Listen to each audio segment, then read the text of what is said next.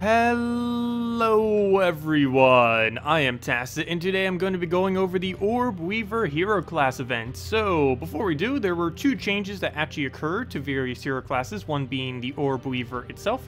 The Orbweaver hero class now counts as a elf instead of a mystic, as well as for the Death Knight, it now counts as an undead instead of a knight. This was mainly changed so that the event thingies for them will be a little bit more manageable, because I believe there was only two mystics for Orbweaver, which obviously would have been a pretty bad team if there was only two options. But anyways, let's get over to the actual class event itself.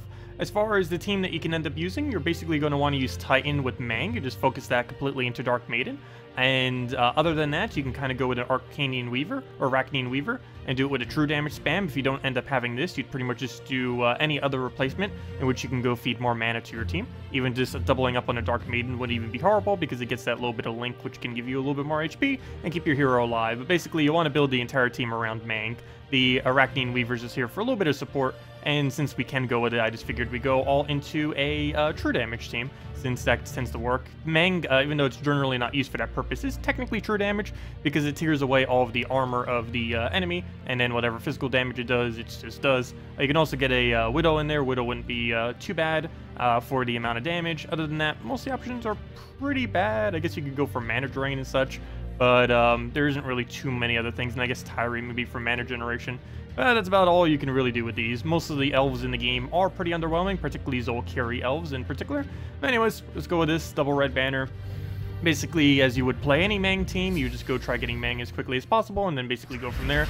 The only slightly difference with this particular Mang team is our main goal is to throw Mang at 3rd or 4th slot if we're using the Arachnian Weaver. Main reason for this, of course, is so we can actually go and try getting its kill. Don't know if we can actually get in kill range. Once you get to the higher things, we'll need to go hit them multiple times, or you can actually get into kill range, but hopefully we'll be able to here. You can put the Dark Maiden in front of the Weaver as well if you wanted to. I personally have it behind, so when it just so it gets a quicker initial start.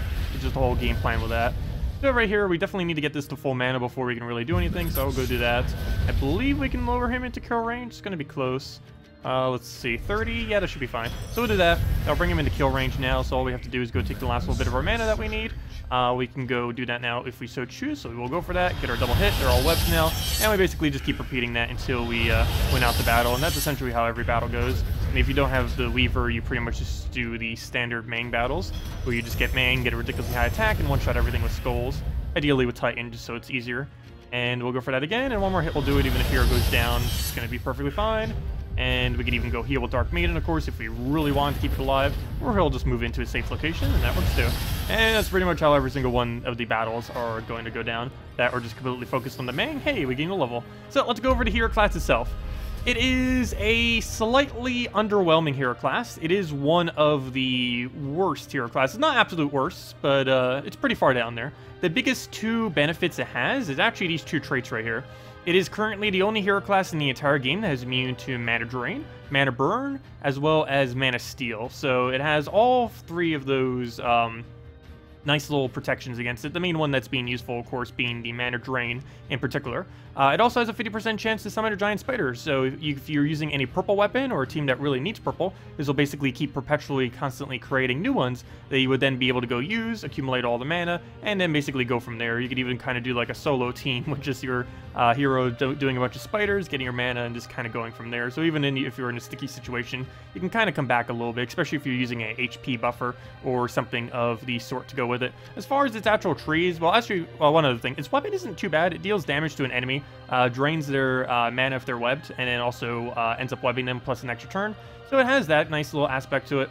I mean, it drains them and webs them. It only does the extra turn if they're webbed. But still, it's a okay weapon. Not really the greatest out there, but compared to most of the troop-related weapons that you can get from these hero classes, or the hero-related weapons that you get from the hero classes, it's one of the more slightly not awful ones. But all of them are pretty bad due to only covering one color.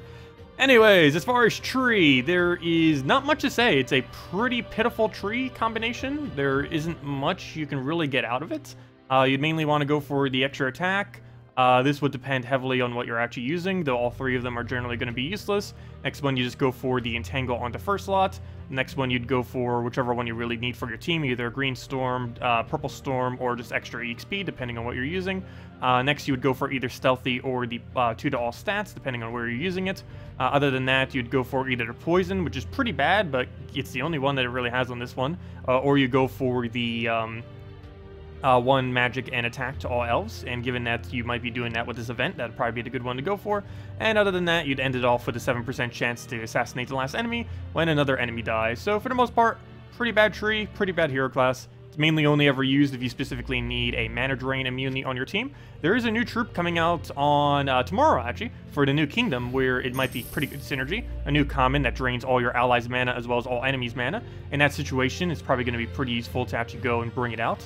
But for most other instances, there isn't too many teams you could use it for. And with that being said, let's actually go show 2 teams real quick, just to kind of mess around with it. Keep in mind, these aren't really the greatest to just try to use this hero class in a semi-effective way. But this one's going to be using the fact that it specifically summons a giant spider. So we're using a giant spider in first slot, which is something you normally don't do too often. But we're doing this simply because if it dies, our hero taking damage will be able to go and replace that with a new spider. Or at least that is the goal. Right here, we're trying to get a nice giant spider out without removing green if we can. If we do, it's not too big a deal, because we can kind of go into a Yagway or do it from there. But looks like, yeah, we do have to go get rid of it. So we are going to do that. It'll give us green, so we're going to need to clear out a lot of board before we can really do anything with that. Ideally, gets the cast down right now would be pretty decent. I kind of got rid of the entire board. There was still the purple storm going on, which we're trying to utilize with this if we so could, but it doesn't seem like we'll be able to get it in this particular instance. That's because the board seems pretty bad. He's probably going to do a clear of his own, which is going to help us. We'll just go automatically hit the weakest and gain our extra turn. That's pretty spammable, especially if you have all the traits on it. It actually gets 2 explosions and can clear out a good number of the board. So let's take a skull here, kill that out just so it doesn't get to do anything. Hopefully get a Yagway here. Doesn't look like he's giving us any alignment. There goes our storm, so we don't have our extra purples anymore. Though we do have our alignment, so we can just go into infinite loop at this point and just get all of our mana for all of our everything, and then just slowly chip it down from there. So we'll get rid of that right there, get all of our mana to get new alignment, keep throwing this down for free pokes if it's just sitting there, and basically we keep shuffling the board until we have Yagway on alignment, and to just throw down all of our damage. He'll instantly feed both of those, and we go from there. Though unfortunately, we haven't been able to get that combination this entire battle. Looks like we'll finally get it here, though. So we throw that down. We throw another one of these there. We throw, ideally, that into full mana. We then double check if we have the board again. Throw one of these if we don't. Otherwise, I guess we could just go for a hit. I think we're going to get rid of... I should just take that for now. And that's already enough damage, and we'll just do that. That's pretty much how that goes down. And now let's go over to the other one. This one will be utilizing more so the fact that we are elves. So that we're going to be going a lot of elves. We're going to be specifically using the Lady Arnerial HP buff into Diviner for a bunch of green, or a bunch of yellow. The Weaver, which we'll be using as our main damage source, as well as some mana generation can come in. And we're basically just using Dawnbringer for protection, though we could use pretty much any other weapon as well. I just figured some barriers would be helpful to make sure that between our HP and our barrier spam, we won't really be able to die too often. So we'll go here and start ideally on getting the yellows onto the board. It's going to be our biggest thing because we need a double cast in order to start landing some kills here. So we're going to start getting that up. Take a, I guess, blue. Fine if we get first mana as well, but we mainly just need to take those greens. Get a nice alignment here that ideally does not hit green, even if it's not an extra turn, as long as it gives us a decent amount of mana, but it seems like no real good option. We'll just take that over to the right just to get the skull. Our first turn Entangle still doing some effect on him, which is kind of nice. Unfortunately, once again, no alignment. I guess we could do it on green here. That'd be fine. I guess we'll just put it right there and get the last little bit of our mana. Maybe get a Dawnbringer in there. Let's see. It doesn't look like we'll be able to get it. I guess we just go for the initial cast, get the web, repeat the cycle, and go from there. So we'll do that. I'll make sure that they're all webbed. Of course, that makes it so they have 0 magic for the duration of the web, which will be helpful for us to not really take any damage from their abilities. Their abilities still get to do everything else, but as far as what's actually magic related on their ability, it doesn't get to do anything. So this can still devour us and create blues, but as far as its damage, it's pretty minuscule and not really a threat. So we'll go for an HP buff here. Ideally, that'll actually land. Doesn't look like we got too good of a value out of it, but we'll go and mainly just take the greens. I think at this point it's going to be the most important thing. Just try getting Diviner up. He denies our greens out. No. And he gets a little bit of a Glaceon. Doesn't really hit much, and actually just gives us a good majority of the board. We are frozen on that, but we do get a nice little bit of damage in. He actually gets a kill. But, of course, once we get the hero down, we would be able to keep replacing in giant spiders into first slot. And also this Mythic as well actually ends up creating the web spinner there, which we can end up utilizing some too.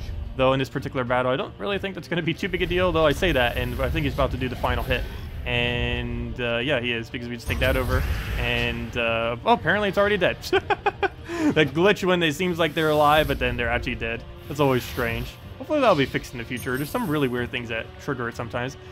But anyways, that is the Orbweaver hero class. What to really say about it? It's pretty underwhelming. It's not really one you need to worry about much. It's a nice addition that it now counts as elf. There's currently no hero class that counts as a mystic, so that's kind of noteworthy, though that will be changed in the future so that there is one. But other than that, no, you really only bring it into your team specifically for the purpose of needing a mana drain immune hero class, which is very, very excessively rarely ever used. But as I said, again, Tomorrow's Kingdom is going to be bringing in a new troop that does drain everything, so it might still be a good idea to kind of keep Orbweaver around, as it could be pretty good synergy with it. I'm not really sure, because of course we haven't gotten to test it yet, but if it's going to be used for anything, it's probably going to be used specifically for that team, maybe on a Guild War day. And if that is the case, I'll probably be going over that tomorrow. But anyways, guys, thank you all so much for watching, and have a wonderful day. Goodbye, everyone.